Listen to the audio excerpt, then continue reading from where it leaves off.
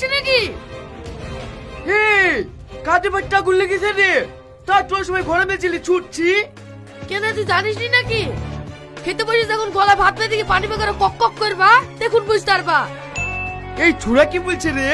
আমি তো কিছুই বুঝতে পারছি নি। ও ঠিকই বলেছে, আমি এক্ষুনি খবর দেখনু 48 ঘন্টা পর আর কোথাও পানি পাওয়া যাবে না। এ আবার কি বলছে? আমি কিনা পানি খাবো নাকি সতল ধরার পানি খাবো? তুমি কি কিছু বুঝতে পারছো না নাকি? যা গরম পড়ছে, কিনা পানি সতল ধারার পানি কোনো পানি পাওয়া যাবে না। এই তাহলে তুই খবরটা আমাকে আগে বলিসনি? আগে বলবো কি করি, আমি তো খবরটা এক্ষুনি শুননু। ঠিক আছে লে, তোর ছেলেকে তাড়াতাড়ি ঘুম থেকে তোল, পানি লাইতে যেতে হবে। ঠিক আছে ডাকছি।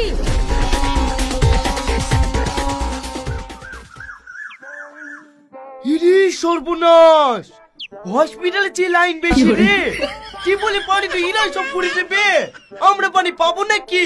পানি পাওয়া যাবে না কেন? চলো কি লাইনে দাঁড়াই কি? আমি লাইনে দাঁড়াবো না, সবার আগে পানি নেবো। তুই আয় তো। ওরা লাইনে দাঁড়িয়ে আছে আর তুমি গেলেই তোমাকে পানি দেবে নাকি? হ্যাঁ দেবে, আমি যা বলছি তাই শোন। ঠিক আছে তাই হবে।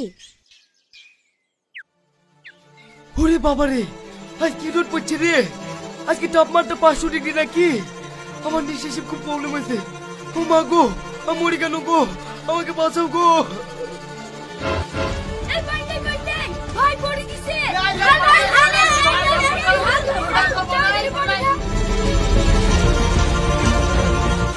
ভাই তোমার কিচ্ছু হবে না, কোনো ভয় নাই। এই শাহিদ, তুই ভাইয়ের হাতে পায়ে আঙুল করে টেনে দে।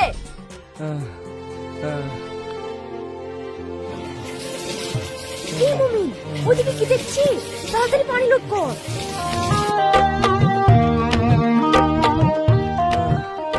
ওগো, আমার পানি লোড করা হয়ে গেছে, এবার বাড়ি চলো।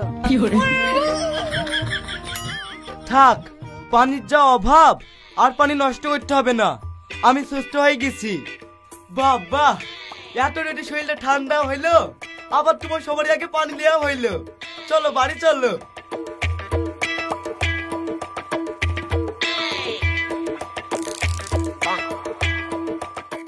কি লোক রে, আমাদেরকে বোকা বানিয়ে পানি নিয়ে চলে গেল। আমরা শিক্ষা পানু, সামনে যদি লটপট করে তাও এক সিপি পানি দেব না, এই তো পানি লেগি।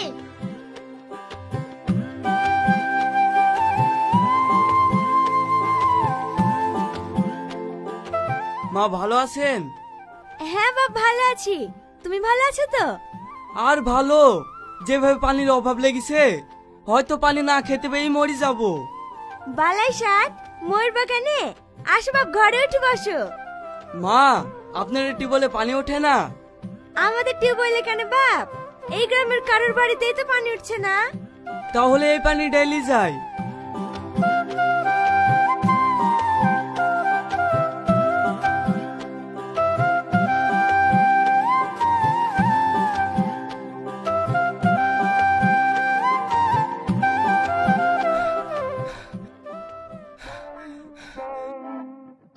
ওরে বাবা, পানি ভারী কত রে, কি ব্যাপার?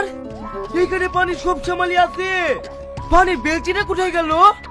তোমার জয় বেড়াতে এসেছে, বাজরালি পায়খানায় গেছে। ও করে দেখি রে, নিজে বাড়িতে পানি জমা তুই আমার বাড়িতে পায়খানা ফিরতে এসছে, তুই মানা করতে পারিস নি। ওগো, তুমি এসব কি বলছো? জামাই পায়খানা ফিরতে যাবে, তাকে পানি নিতে বারণ করা যায়? ও, তোমার খুব মান সম্মানে বেঁধেছে না? ঠিক আছে, আমি দেখছি।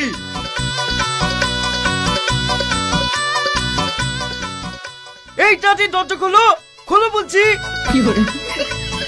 কি হলো, কত বুঝো না দে, মরে গেছো নাকি? আব্বা, এখন আমার হয়নি। আরে আমি পায়খানা পেয়ার লেগে বলছিনি, তাড়াতাড়ি দরজা খোলো। কি হইলো আব্বা? অনেক কিছু হয়ে গেছে, এই বেশি পানি লাগানোর হুকুম কে দিছে?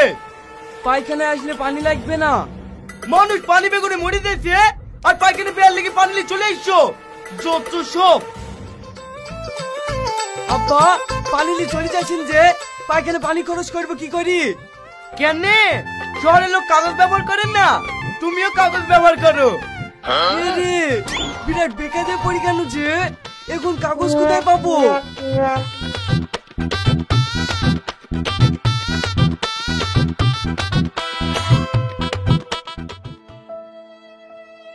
বাপ খেয়ে নাও।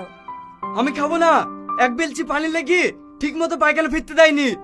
দেখো বাপ, পানির তো খুব আকাল। ওর লেগে মনে হয় তোমার শ্বশুর তোমার কাছ থেকে পানিটা কেড়ে নিয়ে এসছে। তুমি ওর কথা কিছু মনে করো না, খেয়ে নাও। ঠিক আছে, শুধু পায়খানা ফেরার লেগে অপমান করছে তার লেগে ছেড়ে তুনু।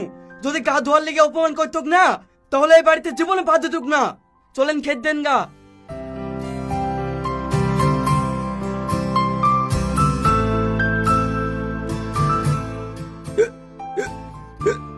কি হলো বাপ, গলে ভাত পেতে গেছে?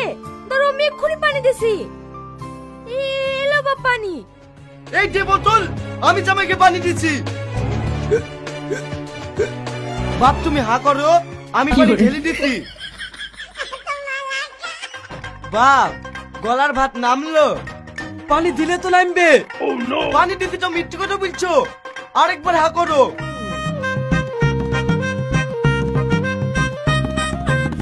ভাত খাওয়ার কিছু বললি রে?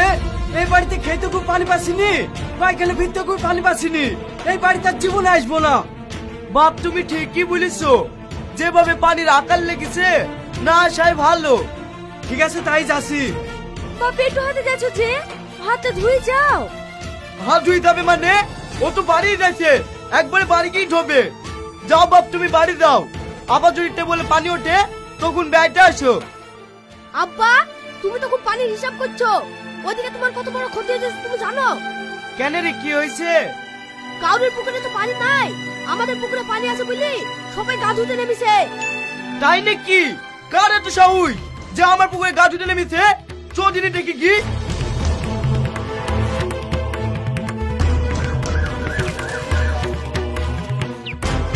এই তোর কারা রে? তাড়াতাড়ি ওঠ, নাহলে ঢাল দিয়ে মেরে চোখ মুখ চুপ কান্না করে দেবো। ভাই ঢাল মারো না, ভাই ঢাল মারো না, আমরা উঠছি।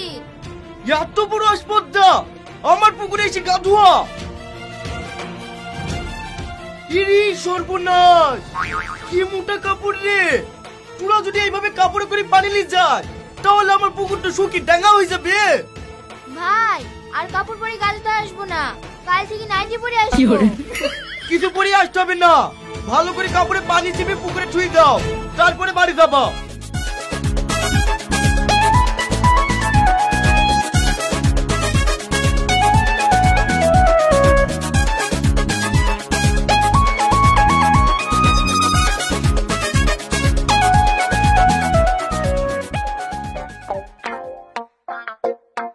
এই পুকুরের ধারে কি করছিস রে?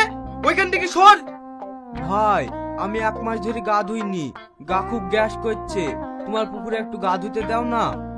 এই গা ধোয়া হবে না, তুই জানিস নি পানির খুব অভাব চলছে। ঠিক আছে ভাই, গা ধোবো না, শুধু এই গামছাটা ভিজাতে দাও না, একটু গাটা মুছবো।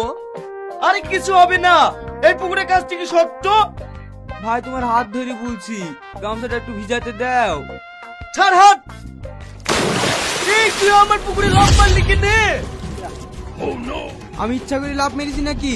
তুমি তো হাতে ঝাটকা মেরে ফেলে দিলি। তোকে আমি গা ধুতে দিনে বিরুদ্ধে অভিনয় করে পুকুরে লাফ মারলি, আর এখন তুই আমার দোষ দিতি।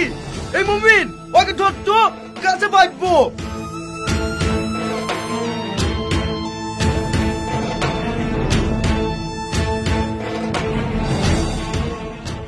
তোর এত বড় কালেজা, তুই আমার সামনে আমার পুকুরে লাফ মারলি, তোকে আর শিক্ষা দিয়ে দেবো।